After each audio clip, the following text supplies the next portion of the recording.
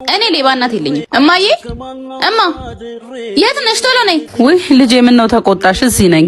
እዚህ ያስቀመጥኩትን ብር ማን ነው የሚያነሳው? ኧረ እኔ ምን አውቃለሁ ልጄ። ሁሌ አንቺ በመጣሽ ቀን ነው ብር የሚጠፋው። ካንቺ ውጪ ማን ይነካል? ምን ሆናቸዋል? ብሬን እየሰረቀችኝ ነው። ሁለቴ ዝም አልኩ። አሁን ግን ይበቃል። ሀና እናትሽ እኮ ናት። እንዴት በዚህ ልክ? እኔ ሌባ እናት የለኝም። አባትሽ ታሟል። ብጠይቅሽ ትቆጫለሽ። እሺ ምን ላርግ ታዲያ? ዛሬ ገንዘቡን ያነሳሁት እኔ ነኝ። አንቺ ግን ምን አይነት ጨካኝ ሰው ነሽ? እንዴት በወላጆች ትጨክኛለሽ? ለማንኛውም የኛ ነገር እዚህ ጋር ቢበቃ ይሻላል። ልጆቼ ምን ነው በጾሙ?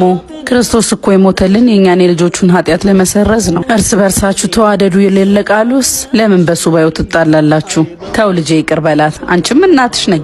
ማዘር እኔ መቆጣቴ እስከ መጨረሻው ልጣላት ሳይሆን እንድትማረበት ፈልጌ ነው። ገንዘቡን ደግሞ ሙታንሳ ማር ቅዱስ ሚካኤል አንድነት ገዳም ላሉ አባቶች ልኬ ነው። ይቅር በሉኝ።